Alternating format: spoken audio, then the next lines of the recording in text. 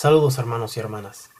Quiero compartir con ustedes en este video el testimonio impactante de un joven de Arabia Saudita que se convirtió de musulmán a católico. El testimonio original está escrito en inglés. Lo leí y se me hizo muy impresionante y maravilloso, y de hecho también muy educativo. Y por eso es que lo quiero compartir con ustedes en este video. El joven usa el nombre Miguel, que no es su nombre verdadero, ya que él todavía vive en Arabia Saudita, que es un reino bajo la ley islámica Sharia, y de hecho es contra la ley convertirse del Islam a otra religión en ese país, y eso trae la pena de muerte si es descubierto el joven Miguel. Lo que van a escuchar es mi voz relatando el testimonio de Miguel, y en ciertas partes de este video van a escuchar un doble timbre como este, y ese timbre significa que en la pantalla va a aparecer texto de alguna fuente a que se refiere Miguel en su testimonio, sea del Corán, de un hadiz o de la Biblia.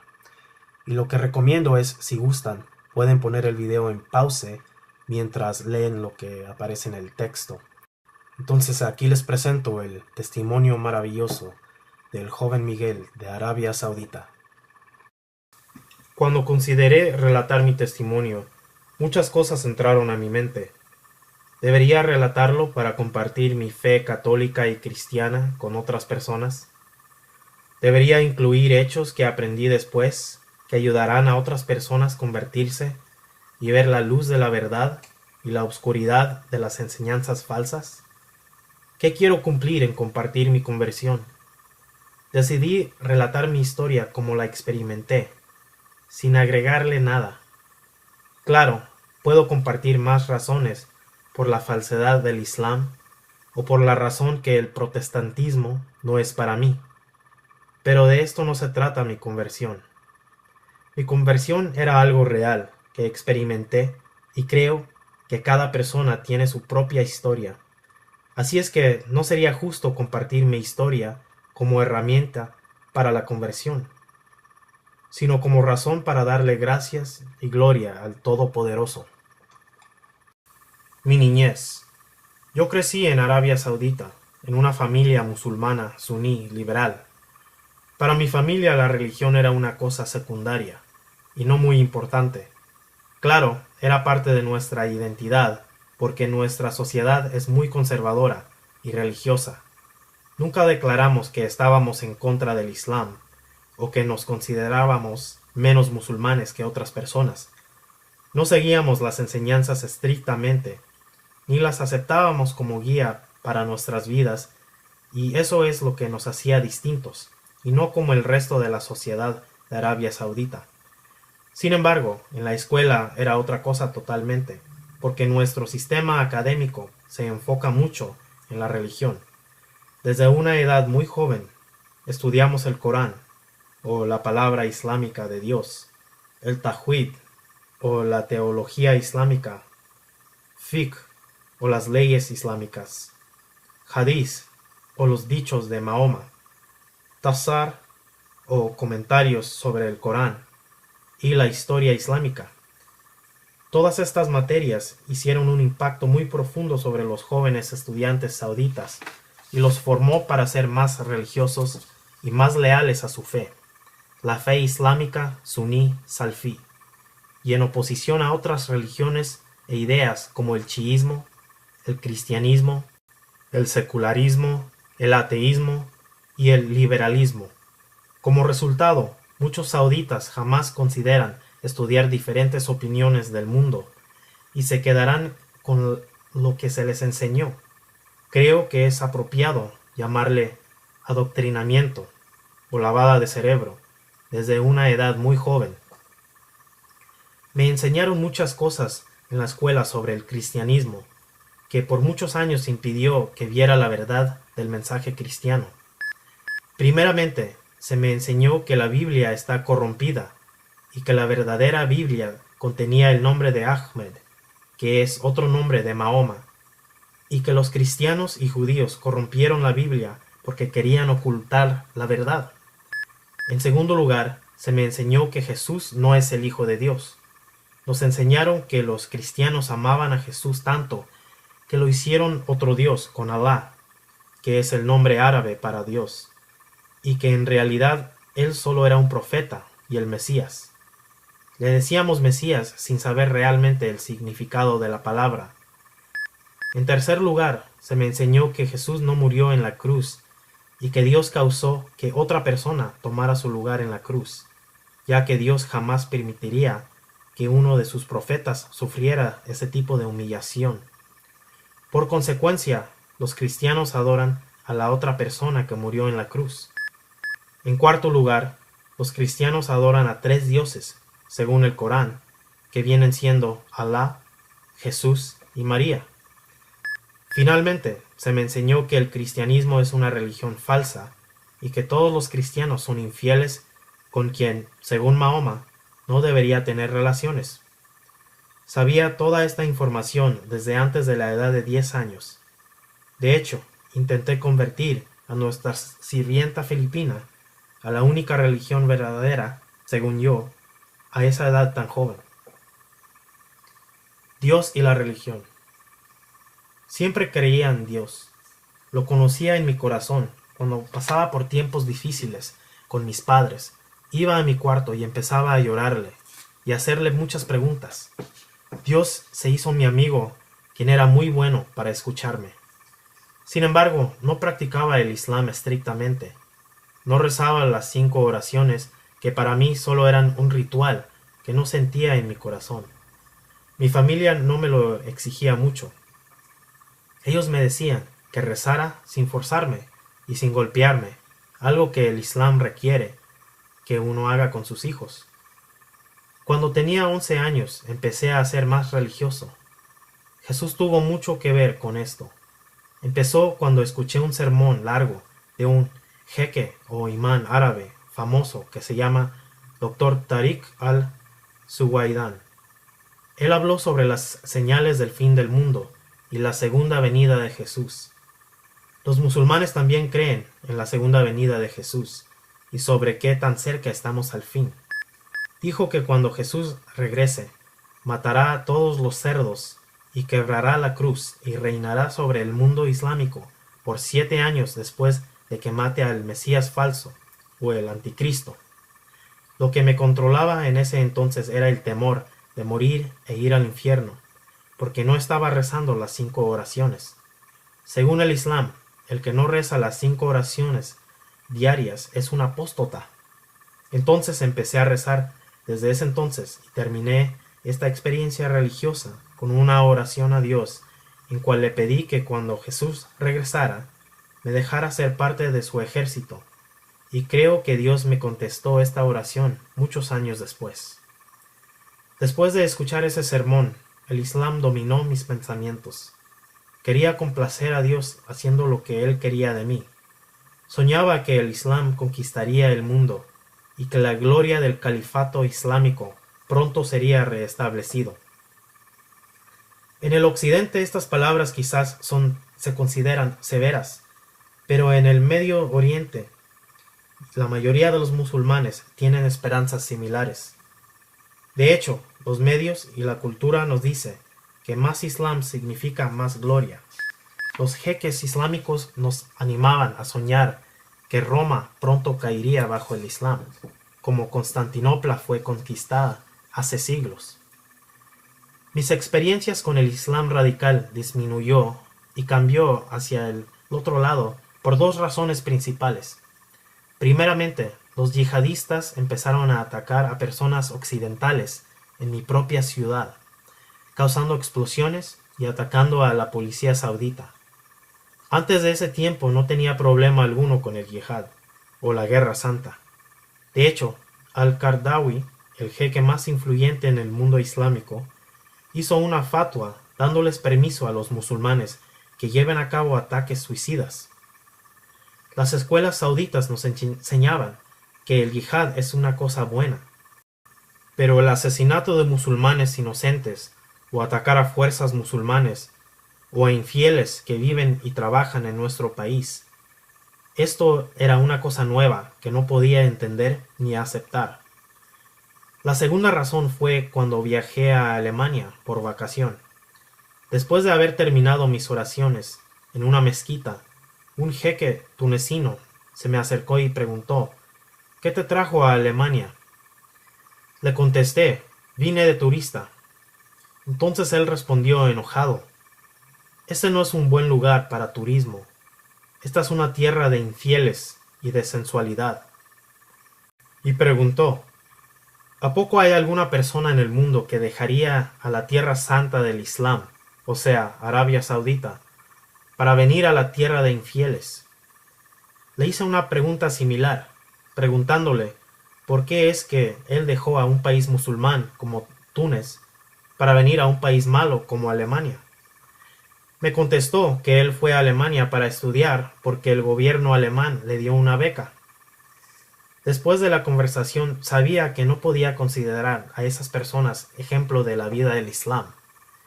Estas experiencias marcaron el fin del Islam radical dentro de mí, y me hice lo que consideraba un musulmán normal, o sea, un musulmán que escoge las enseñanzas del Islam que él quiere y que ignora las demás enseñanzas. Notablemente, unos meses después de tener esa conversación, oí de un joven alemán musulmán de origen turco que fue arrestado por intentar explotar a un autobús en Alemania. Él asistía a la misma mezquita en donde hablé con aquel jeque. Mi crisis de fe. Mi padre me mandó a los Estados Unidos cuando tenía 17 años para que pueda aprender inglés. Viví por 6 meses con una familia católica, pero casi nunca hablábamos de la religión. Yo trataba de explicarles que el Islam había sido secuestrado por extremistas y que es una religión muy pacífica.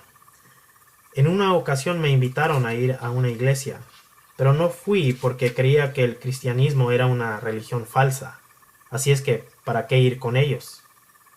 Sin embargo, me enamoré con los valores y cultura de Norteamérica. Admiraba el mundo occidental en general por su libertad de expresión y los derechos civiles. No eran cosas difíciles de aceptar porque son muy razonables. Y no solo me gustaban, sino empecé a creer en estas cosas también. Regresé a Arabia Saudita en 2008 con estas ideas que son consideradas liberales en mi cultura. Empecé a resistir mi sociedad por su rechazo de los derechos para las mujeres, libertad de expresión, libertad de religión, secularismo y muchas otras ideas occidentales. Sin embargo, mi fe en el Islam permanecía bien. Todavía la creía y la practicaba, pero más como rituales y no como una ideología que controlaba mi vida. El momento decisivo en mi vida ocurrió en 2009. En ese año una persona famosa, un no musulmán o un infiel, murió. Platiqué sobre esta persona con mis amigos y dije: que Dios bendiga su alma. Sorprendentemente, estas palabras le causaron enojo a mis amigos. Ellos me dijeron que pedir perdón por infieles y orar por ellos no es correcto y es una cosa que no se debe hacer. Les dije a mis amigos que era algo entre mí y Dios y que no entendía por qué se sentían tan ofendidos por este hecho. Sin embargo, estaban correctos. En el Corán, Alá prohibió que los musulmanes oren por un no creyente difunto si uno sabe que esa persona no aceptó al Islam. Y los jeques declararon muchas fatwas prohibiendo que oremos por los no musulmanes o asistir sus funerales. Todo eso me dejó con una gran duda en mi mente, porque en mi corazón siempre sentí que Dios era amor y bondad. Pero ahora en el Islam y en nuestros libros encontré a Dios de una forma diferente a la que siempre pensé que Él era. Por la primera vez en mi vida empecé a examinar mis creencias con una mentalidad escéptica. Una cosa que me causó más dudas fue una conversación que tuve con un musulmán chiita. Él me presentó un hadiz de los libros sunís que soportaban la creencia chiita que Ali era el sucesor de Mahoma y que Abu Bakr y Omar, los primeros dos sucesores de Mahoma, traicionaron la declaración clara de Mahoma que Alí era su sucesor. Esto estaba en el hadiz de la laguna de Qum. Estaba aterrorizado por la idea que los chiitas quizás estaban correctos, porque creía que, como musulmanes, ellos hacían cosas demasiado incorrectas en sus prácticas, y por estas cosas la mayoría de los sunís los llaman politeístas, que es el crimen más grande en contra de Alá. Por ejemplo, ellos piden la intercesión de personas difuntas y les piden que oren por ellos. Ellos creen en la autoridad de la casa de Mahoma. Además, se golpean ellos mismos con cuchillos cada año durante la celebración de Ashura. También hacen el matrimonio muta o el matrimonio temporario, que para los sunís es casi lo mismo que la prostitución, a pesar de que Mahoma permitió este tipo de matrimonio cuando vivió.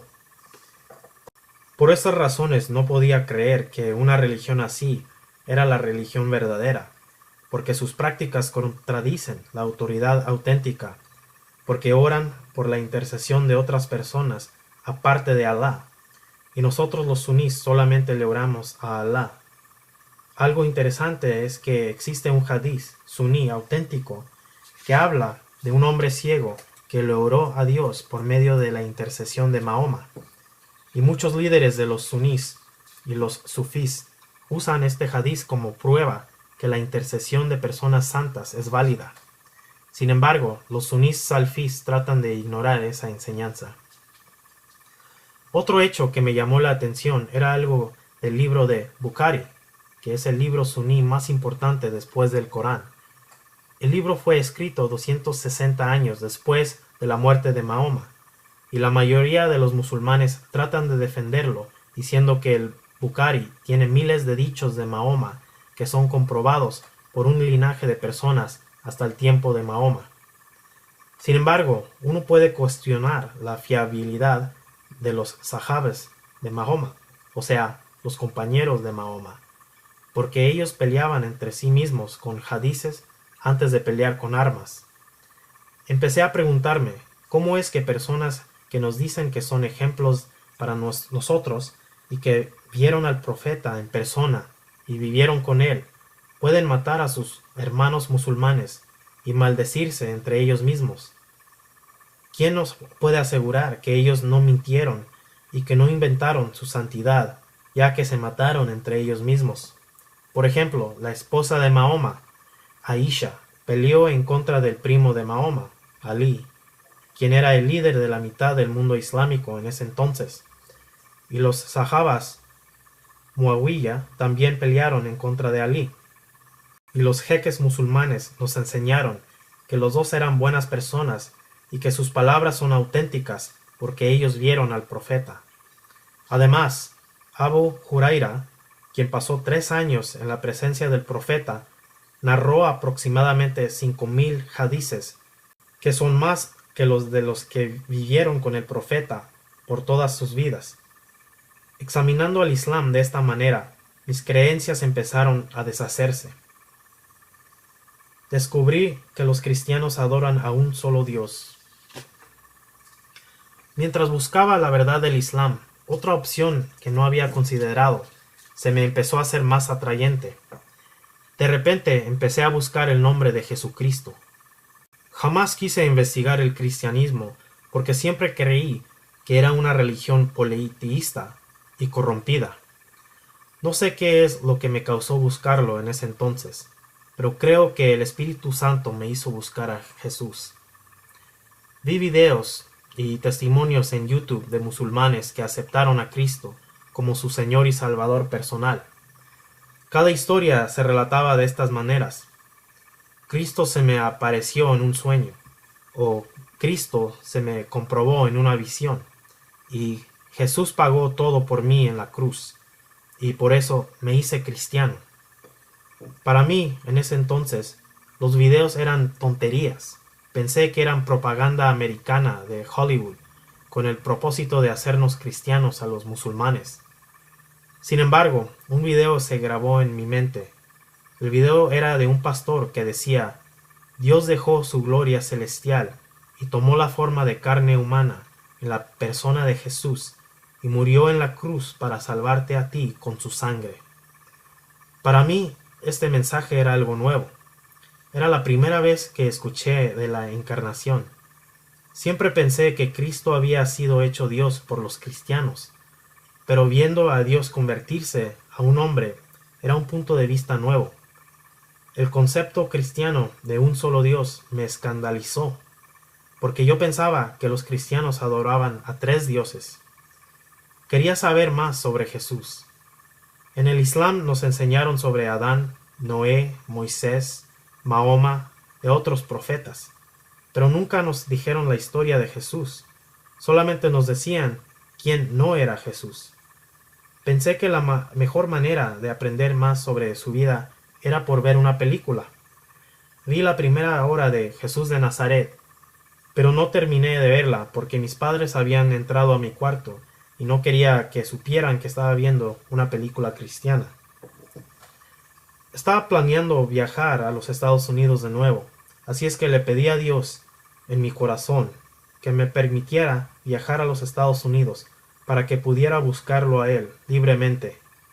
2 meses después llegué a los Estados Unidos, pero no cumplí con mi promesa de buscar la verdad.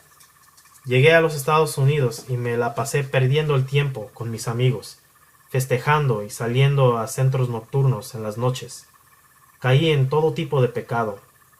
Mis dudas profundas causaron una crisis en mi fe que no ayudaba a mis necesidades espirituales. Mi alma estaba dañada por mi estilo de vida. Meses después, de casualidad, entré a unos foros cristianos en el Internet. Mi nombre de usuario era el árabe perdido. Mi nombre de usuario verdaderamente reflejaba quién era en ese entonces. Hice muchas declaraciones y les hice preguntas muy difíciles a las personas en los foros, como: todas las religiones principales dicen que debes creer X cosa o te vas al infierno. Por ejemplo, dije, los musulmanes dicen que uno debe creer en la religión de ellos o uno se irá al infierno, y los cristianos dicen la misma cosa. Si yo nací y fui criado en otra cultura y jamás supe la verdad sobre Jesús, ¿me iré al infierno? Y también les pregunté sobre las diferencias entre ellos. Les mencioné que escuché a un adventista del séptimo día que proclamó que el Papa es el anticristo y que cómo podía creer en una religión que tiene tantas diferencias. Los cristianos trataron sinceramente de contestar mis preguntas, y 2 de ellos me enviaron mensajes privados preguntándome si yo aceptaría a Jesús. Uno de ellos era una muchacha bautista que empezó a citarme escrituras para comprobarme que Mahoma era un mentiroso y que los musulmanes se quemarían en las llamas del infierno. Me dijo que iba a orar por mí. La otra persona, tratando de convencerme que Jesús era el Señor, me dijo: ¿por qué no le pides a Jesús que se compruebe ante ti? Le respondí que no podía porque todavía era musulmán, aunque en ese entonces era en nombre solamente, y que pidiéndole algo a alguien aparte de Dios significa que estoy adorando a más de un Dios.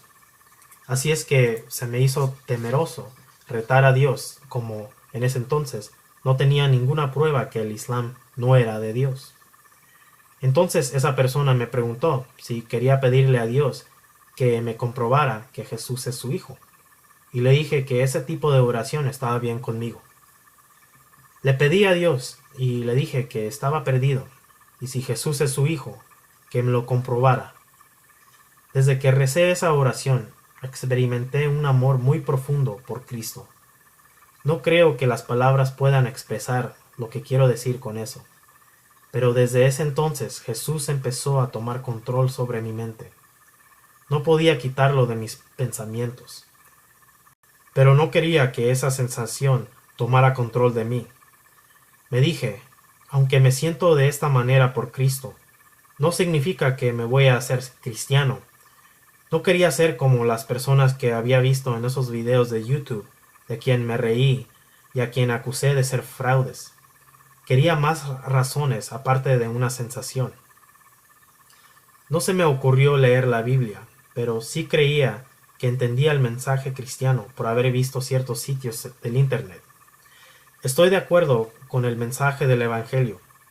No puedo recibir la eternidad solamente por mis buenas obras, porque Dios es santo.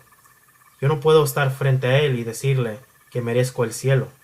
Necesito su misericordia, no su justicia. Jesucristo lo pagó todo por su obra en la cruz. Cuando le dije a una amiga saudita de esto, después de mi conversión, ella me dijo que la historia es tan bella que es muy difícil de aceptar. Yo tenía el mismo problema. El mensaje cristiano es muy atractivo, pero tenía muchas preguntas en mi mente. Cuando hacía búsquedas sobre Jesús en YouTube, normalmente encontraba videos islámicos que atacaban la divinidad de Jesús. Hasta vi la película del Código de Da Vinci. Todo esto me causaba más hambre por Cristo. Quería saber la verdad de Jesús. Estaba perdido y Cristo me encontró. Antes de Ramadán, en 2010, decidí ya no llamarme un musulmán, pero le di una más oportunidad al Dios del Islam. Le dije que si el Islam es su religión, que me lo comprobara. Ya no creía en el Islam en ese entonces, porque había llegado al punto en que no estaba de acuerdo con la mayoría de sus enseñanzas, y veía muchas acusaciones falsas hechas en contra de otras religiones, como el cristianismo y el judaísmo, pero no tenía una manera o una idea para tomar su lugar. Quería darle a Dios la oportunidad de decirme algo sobre el Islam. Recibí la señal durante el Ramadán, mientras leía el Corán. Supe que ya no podía creer en esta religión. Cada versículo que leía se trataba de odiar a los judíos y atacarlos. Desde que éramos chicos nos criaron con la idea de odiar a los judíos, porque Dios los odió y porque son los hermanos de cerdos y monos. Y claro, que un día un árbol hablará y dirá: aquí está un judío detrás de mí, ven, oh musulmán, y mátalo. En cada oración de los viernes en Arabia Saudita escuchábamos estas palabras. Sin embargo, ya no tenía razón por odiar a los judíos, y rechazo cuando la religión me dice que odia a otro ser humano por el color de su piel, su raza o por su religión. Dios me dio una señal muy clara sobre a dónde iba yo. Ocurrió durante los últimos días de Ramadán, cuando pasé frente a un cuadro del arcángel Miguel, quien estaba parado sobre la cabeza de Satanás. En el Islam creemos en el arcángel Miguel, pero no sabemos mucho de él. Tenía un sentimiento muy especial mientras veía su imagen, y un deseo profundo de saber más de él. Empecé a buscar información sobre él en fuentes islámicas y cristianas. Este ángel, según las fuentes cristianas, era un guerrero en el ejército de Dios en el cielo y en los tiempos antiguos. Él arrojó a Satanás y a los ángeles caídos del cielo. Después de días de búsqueda y de leer sobre él, recé una oración extraña en cual le pedí al Todopoderoso que me ayudara a encontrar la verdad, por enviarme a este ángel para que me guíe hacia la verdad. En cuanto terminé la oración, algo tocó a mi espíritu y a mi corazón. Sentí que recibí una respuesta. Una voz dentro de mí me decía que Jesús es la verdad, y me llamaba a aceptarlo a Él. Creo que considero a esta experiencia algo sobrenatural. Jamás había experimentado la realidad de algo sobrenatural en mi vida, pero esto era algo nuevo y real. Me causó temor, pero sabía que iba a tener paz si me rendía a esto, porque la voz que me llamaba a Jesús estaba ardiendo en mi alma y puso sobre mi corazón el amor de Cristo. El nombre de Jesucristo me causaba tanto temor que una llama de adoración estaba en mi corazón hacia Él. No pude dormir por 3 días. La invitación a rendirme a Jesús tomó control de mi mente. Empecé a llorar. Quería que alguien me ayudara y que me guiara a Cristo. No podía resistir a esta voz, y la voz no me dejaba. En esos 3 días estaba luchando con mi temor de cometer politeísmo y con la voz dentro de mí que me llamaba claramente a Cristo.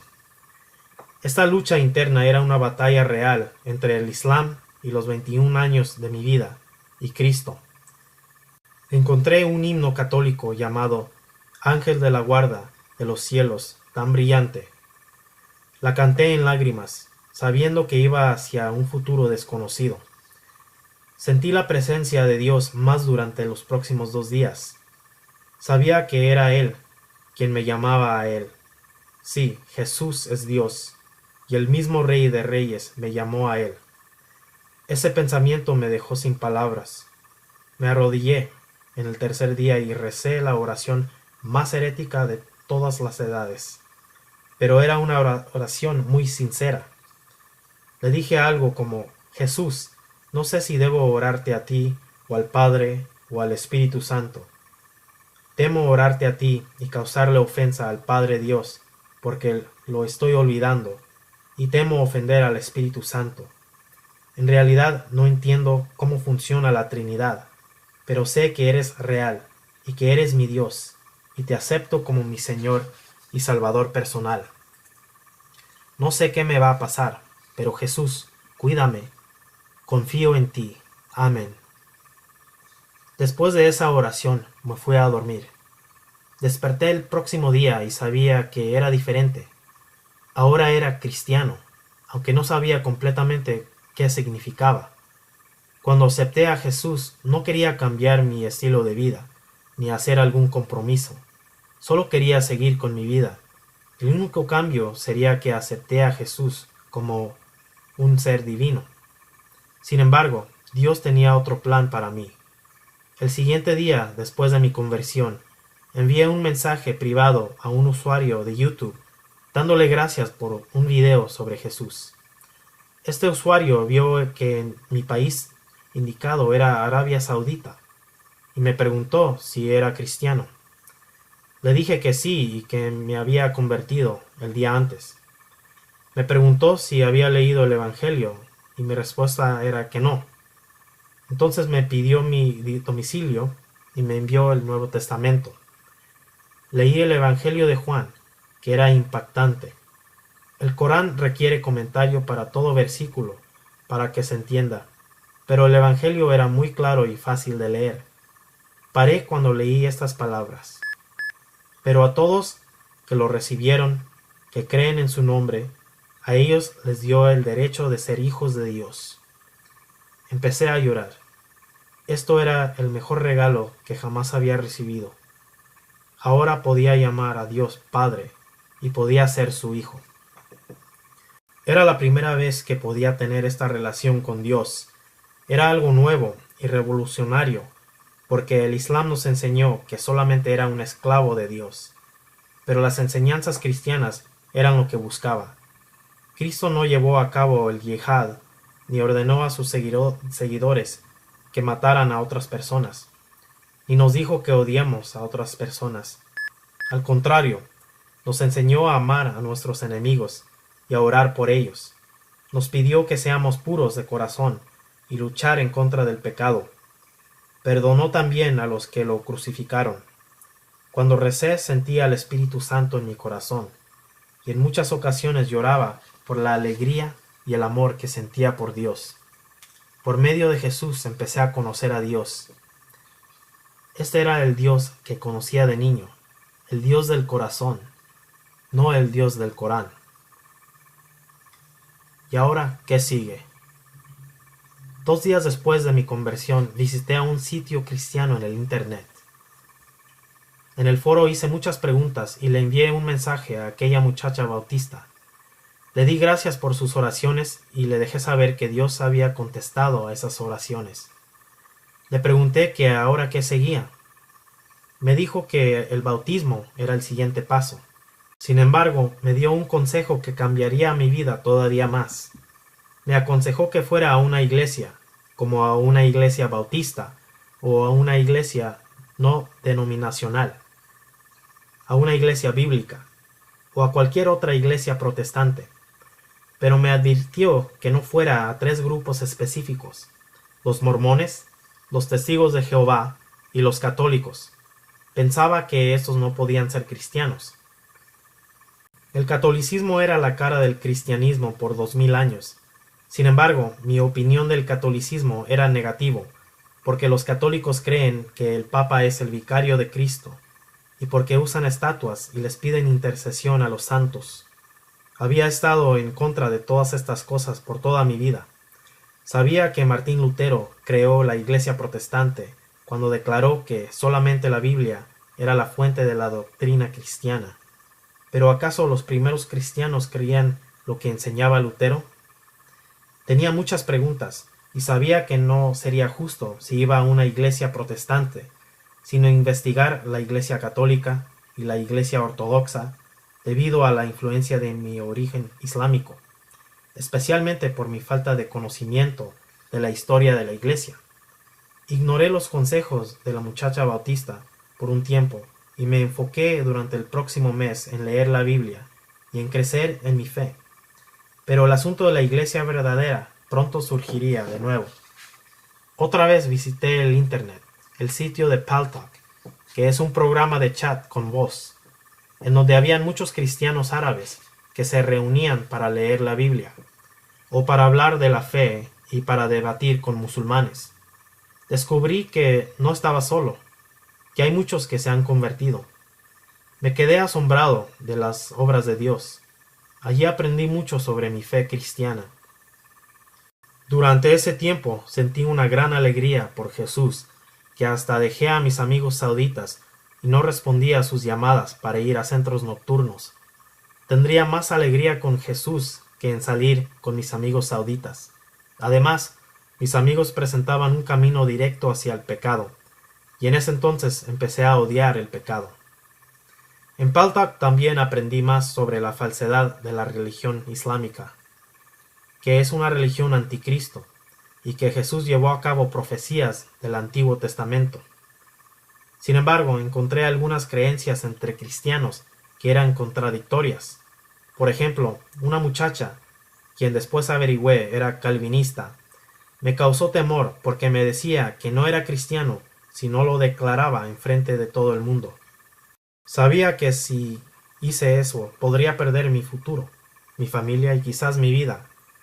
Le lloré a Dios: perdóname, Padre, soy tan débil y tan cobarde. Pero otros cristianos me decían que mantenga mi fe en secreto y que tuviera cuidado que nadie me denunciara al gobierno saudita. Hablé con personas que creían en el bautismo de bebés porque era similar a la circuncisión, y de hecho el bautismo lo suplantó. Pero otros estaban en contra de esta práctica, decían que no es bíblica. Hablé con personas que creían en la presencia real de Jesús en la Eucaristía, y otros que lo consideraban una presencia simbólica. Según otros cristianos, el bautismo también era algo simbólico, mientras otros lo consideran una necesidad para la salvación. Esas son solo unas de las muchas contradicciones que encontré entre los cristianos. Después de tanto tiempo sin ver a mis amigos sauditas, me empecé a sentir solo. Quería compartir mi fe con otros cristianos. Entonces decidí ir a una iglesia. Pero ahora mi pregunta era: ¿a cuál iglesia voy? Sabía que si me unía a una iglesia evangélica, tendría que decidir que las otras eran falsas. La Iglesia Católica dice que es la iglesia verdadera de Cristo y que el Papa es el sucesor de San Pedro, a quien Cristo le dio las llaves y la autoridad para guiar a sus ovejas. Pero los evangélicos responden que la Iglesia Católica es la ramera de Babilonia y que no hay evidencia bíblica por las enseñanzas católicas. Si seguía mis sentimientos, escogería a las iglesias evangélicas porque sus enseñanzas son más conformes a mi origen islámico. Fui a Jesús y le pregunté: ¿a qué iglesia debo ir? Recibí una respuesta directa e inesperada. Sabía que debería ir a la Iglesia Católica. Hice una búsqueda por una iglesia católica en el Internet y encontré una cerca de mi universidad. Le envié un mensaje al sacerdote del campus y le dije que quería saber más sobre la fe católica. Me respondió y me invitó a que fuera a hablar con él. Fui a la iglesia portando mi mejor ropa y mis mejores perfumes, como si iba a una cita. Hablé con el joven sacerdote en la iglesia y él estaba sorprendido por mi historia y por mi nacionalidad y origen. Le habló a una persona del programa de Rica, a quien el sacerdote llamó un medio católico, para que me ayudara a entender la fe católica. Esa persona era un ex bautista y deseaba entrar a la Iglesia Católica durante la Pascua. Después el sacerdote me llevó al altar y allí había un gran crucifijo. Nos arrodillamos y oramos. Después me bendijo con el signo de la cruz. Pensé en ese entonces, wow, esta es la iglesia, la que vemos en las películas. El sacerdote me invitó a regresar para la misa del próximo domingo. Me enteré que el nombre de esa iglesia era San Miguel. El crucifijo era muy impactante para mí. Lloré cuando pensé del crucifijo en casa, porque era la imagen de nuestro Señor, quien murió por nosotros. Visité a Paltalk y les pregunté a las personas allí si estaba bien, si me hacía católico. Recibí diferentes respuestas. Unos me dijeron que todas las iglesias son iguales y que todas son casas de Dios. Otra persona me dijo que me iba a recomendar una iglesia bíblica en vez de una católica, para que pueda crecer en mi fe. Pero la opinión más extremista que recibí fue de un pastor pentecostal. El pastor me dijo que él era un ex católico y me rogó que no fuera a la iglesia católica, a cual él llamó el camino al infierno. Me dijo que el papado fue creado en la Edad Media para controlar a la gente, y que lo de la presencia real de Jesús era una pérdida de tiempo. Le dije que había comprado una Biblia católica, y él me dijo que la tirara a la basura, porque le habían agregado 7 libros para enseñar sobre el purgatorio. Me citó escrituras para convencerme que el catolicismo no era de Dios. Le hice preguntas sobre la Biblia y de dónde viene, y cuándo fue que la Iglesia Católica fue corrompida, pero no me dio una respuesta convincente. Luego hablamos de María y los santos y de qué mal y no bíblico es orar a los santos. Hasta usó mi origen suní para convencerme que tan mal eran estas cosas. Me envió una escritura que él había escrito sobre la historia de la iglesia cristiana. Empezó con la iglesia primitiva y luego se saltó a Nicea y entonces atacó a la iglesia católica medieval, acusándola de asesinar a los santos de la Reforma, y como el don de hablar en lenguas fue redescubierto en el siglo XX. Ahora considero a esa escritura basura, pero en ese entonces pensaba que era un resumen de la historia del cristianismo. El pastor me apoyó con muchas cosas atrayentes que me dieron la impresión que Jesús me había abierto muchas puertas. Me prometió que él me iba a cuidar y conectarme con una familia cristiana americana que me daría todo lo que necesitaría para mi camino espiritual con Cristo, y también me prometió darme ayuda a mudarme aquí a los Estados Unidos. Después de todo esto, pensé de mis preocupaciones y el futuro y que Jesús me iba a cuidar.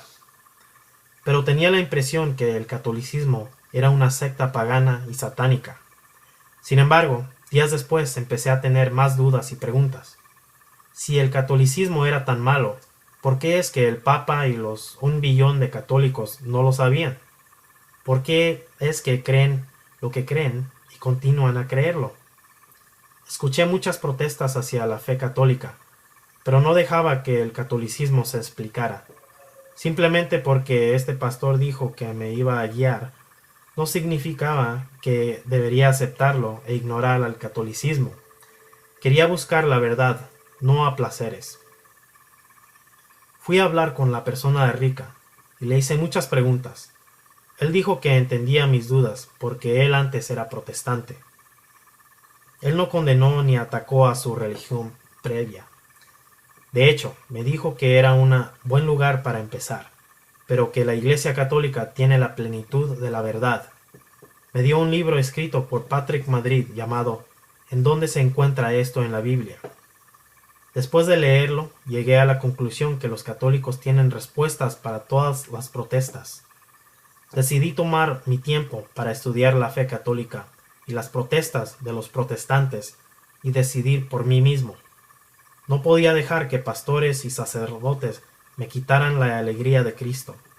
Quería encontrar la plenitud de las enseñanzas de Jesús. No quería arriesgar mi eternidad. O la Iglesia Católica es la Iglesia de Cristo, o es una iglesia apóstata. Si es su iglesia, quiero ser parte de ella. Si no la es, entonces es una gran mentira. Compré libros y videos que me costaron miles de dólares, y por ellos estudié la fe católica y las dudas que ya tenía en mente. El resultado de esos 6 meses de estudio era maravilloso. Empecé con la presencia real de Jesucristo en la Eucaristía. Mi duda no era sobre qué significaban las palabras de Jesús, porque la Eucaristía es su carne o es un símbolo. E individuos pueden interpretar las palabras del Señor como quieran. La única manera de saber qué quiso decir Jesús es por estudiar la iglesia cristiana primitiva y ver qué creían ellos sobre el tema. Y descubrí que la iglesia católica está correcta. Todos los padres de la iglesia creían que la Eucaristía no era solamente un símbolo, sino la presencia real de Jesucristo. Y podemos empezar con Ignacio, quien fue el discípulo del apóstol Juan, y él sí creyó en la presencia real. Y San Policarpo, otro discípulo de Juan, que también creyó en la presencia real. Yo no necesitaba más evidencia, aunque había mucha más. Si los primeros cristianos, quienes conocieron a los apóstoles, aceptaban la Eucaristía como la carne y sangre de Jesús, entonces yo también acepto sus creencias. Además, la creencia tiene conexión a la Pascua de los judíos, porque uno no puede tener sus pecados perdonados hasta que coma del sacrificio, y Jesús es el nuevo Cordero de la Pascua. Después leí el libro Roma Dulce Hogar por el ex pastor evangélico Scott Hahn. Después de eso leí la Biblia. Realicé que la idea de solo Biblia en sí no es bíblica, y que los apóstoles no creían eso. Al contrario, la Biblia nos enseña que la iglesia es la fundación de la verdad. También Jesús no nos dejó un libro, sino nos dejó una iglesia, y Él prometió guiarla en sus decisiones, como en decidir cuáles libros debían ser incluidos en la Biblia y cuáles deben ser excluidos. Por ejemplo, muchas iglesias creían que las cartas del Papa Clemente de Roma eran escrituras sagradas, y muchos creían que la primera y segunda carta de Pedro no eran escrituras sagradas, y otros decían que el libro de Apocalipsis no debe estar en la Biblia. La Iglesia Católica usó citas de la Biblia de los primeros cristianos y por la dirección del Espíritu Santo que trabaja por medio de los obispos, cerró el canon de las Escrituras del Nuevo Testamento en el año 382, en el Concilio de Roma, bajo la autoridad del Papa Dámaso I. Así es que, por siglos, los cristianos no tenían la Biblia como la tenemos hoy en día, y es la Iglesia Católica que hizo las decisiones con respecto a la compilación de la Biblia. Sin embargo, se me dijo que ignorara esta tradición y la autoridad de la Iglesia, y que confiara en una idea creada por el hombre que se llama sola Escritura o solo Biblia. Pero la Iglesia no le agregó 7 libros al Antiguo Testamento como acusaba aquel pastor, sino que la Iglesia usó el canón de escrituras que fue usado por los judíos en Egipto, que fueron escritos en griego. La religión judía de hoy en día usa un canón que compilaron en el año 100 después de Cristo y excluyeron libros que claramente enseñan sobre el sufrimiento de Cristo en la cruz. Pero la Iglesia Católica usó un canón más antiguo y decidido por los mismos sínodos que compilaron el canón del Nuevo Testamento, y también compilaron los libros del Antiguo Testamento. Así es que se me hizo una hipocresía que Martín Lutero quitara los 7 libros y que luego aceptara los otros libros como la palabra de Dios, simplemente porque los creyentes de otra religión aceptaron esos libros en el año 100 después de Cristo y quitaron los 7 libros del canón de ellos. Martín Lutero también quería quitar el libro de Santiago y Apocalipsis de la Biblia. Además, mis amigos protestantes usan versículos de la Biblia para definir su religión, pero cada uno de ellos predica algo diferente. Por ejemplo, unos creen que uno puede perder la salvación. Otros creen que cuando uno acepta a Jesús es salvo para siempre.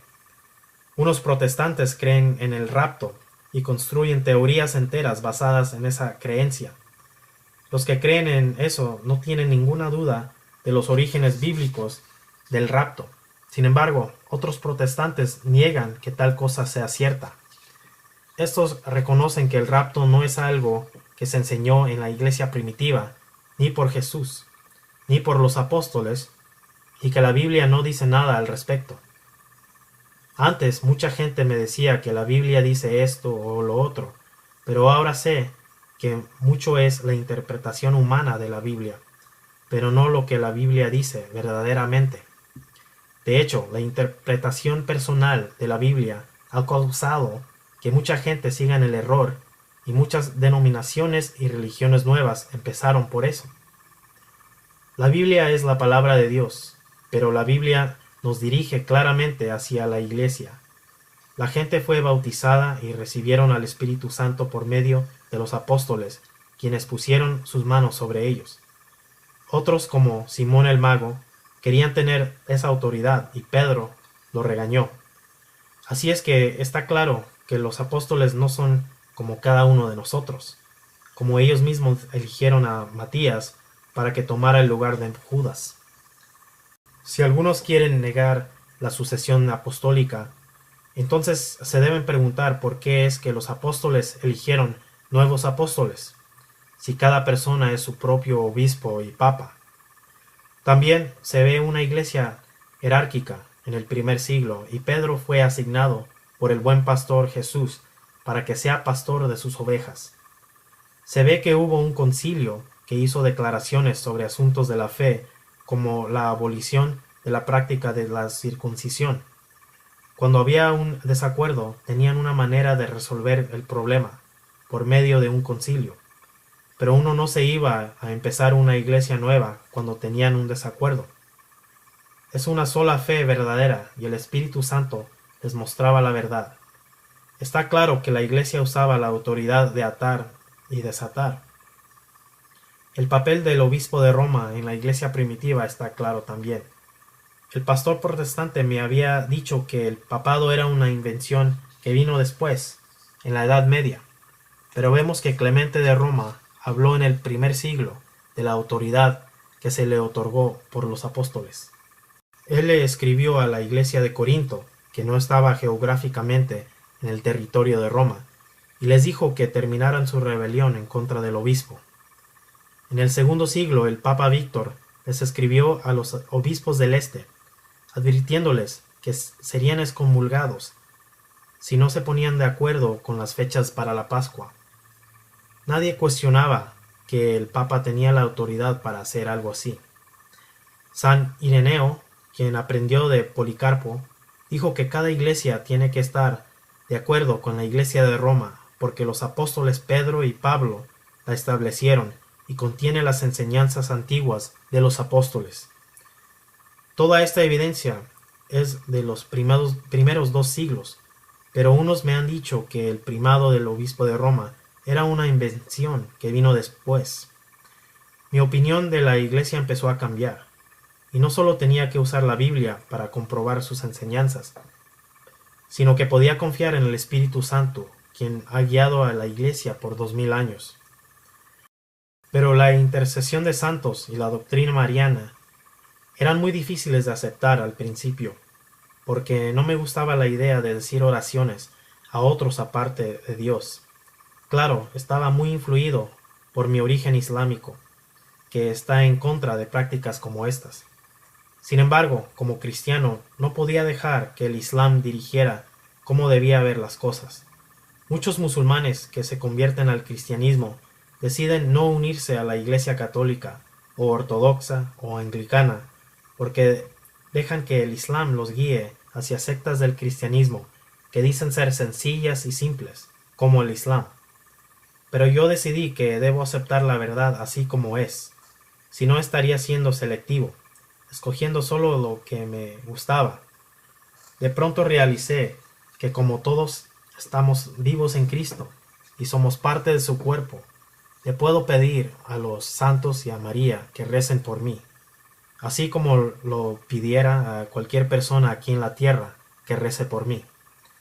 Leí un libro llamado Dios te salve, Reina y Madre, por Scott Hahn, y me di cuenta que todas las dogmas marianas enseñadas por la Iglesia tienen fundamentos bíblicos.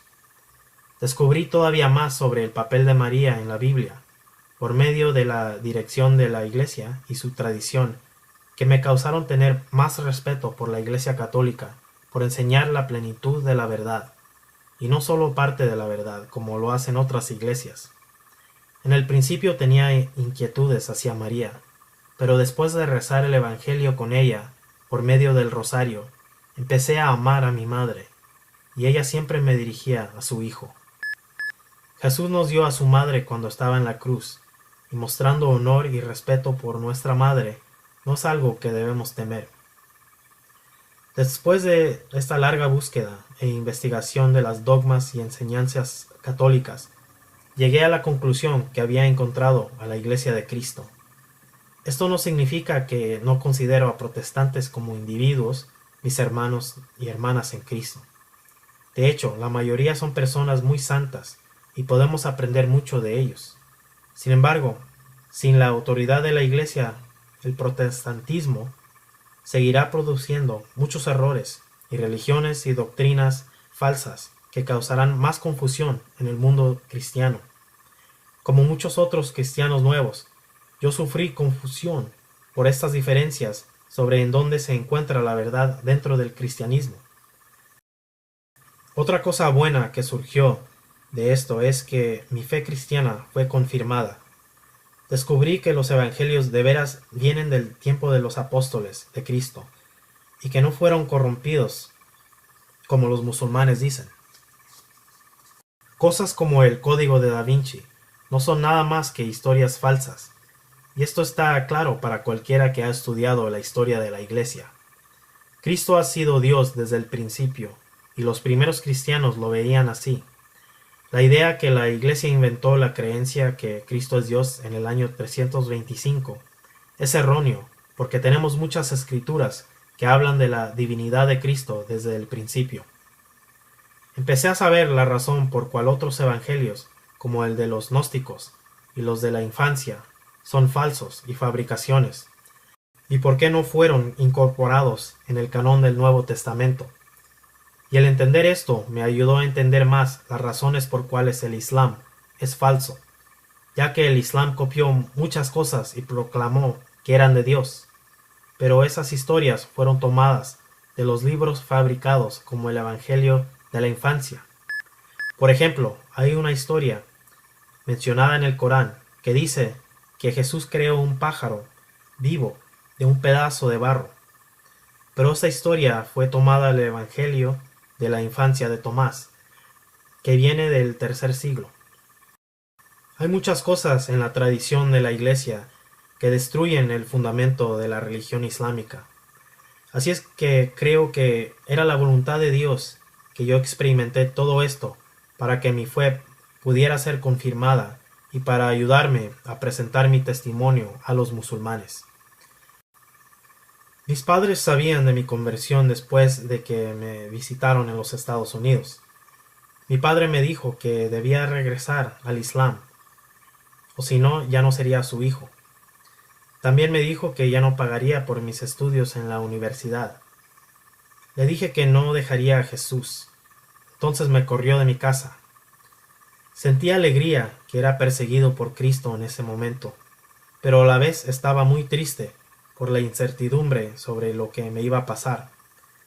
Mi familia liberal estaba avergonzada de mí. Me acusaron de tener el cerebro lavado y de ser un traidor y cobarde que quería ser como ellos, o sea, como los del occidente. Me acusaron de todo, pero no aceptaban que pasé por una búsqueda por la verdad. Le dije a Jesús que estaba muy quebrado por dentro y que quería su ayuda. Fui a la catedral y oré, y muchos católicos oraron por mí también. Gracias a Dios, en 2 días mis padres cambiaron de opinión y decidieron aceptarme con una condición, que no le dijera a nadie en mi país de mi fe cristiana para no meterme en problemas con el gobierno. Empecé clases de Rica en septiembre de 2011. Las clases iban bien, pero tuve que regresar a mi país por algo inesperado que me obligó a dejar a los Estados Unidos. Le pregunté al diácono de la iglesia que si me dejaría ser bautizado antes de irme, ya que no hay ninguna iglesia católica en Arabia Saudita, pero me dijo que no podía, y me quedé con poca esperanza de ser bautizado antes de irme. Estaba triste en ese momento. Quería recibir el cuerpo y la sangre de nuestro Señor y entrar en plena comunión con su iglesia. Fui a hablar con el mismo sacerdote que me invitó a la iglesia. Le dije que me tenía que ir en 10 días a Arabia Saudita y quería ser recibido en la iglesia católica, ya que no lo iba a poder hacer en Pascua. Me prometió que le iba a pedir permiso al arzobispo para bautizarme como él creía que ya estaba preparado. Oré que el arzobispo diera permiso, y sí lo dio, 5 días antes de que me fui a Arabia Saudita. 3 días antes de mi viaje fui bautizado, confirmado, y recibí mi primera comunión. Jesús sigue bendiciéndome. Mi bautismo marcó el fin de mi camino hacia Dios y el principio de una larga peregrinación hacia la tierra prometida, el reino de los cielos, una peregrinación en cual Jesús es nuestro pan y pastor durante este largo camino.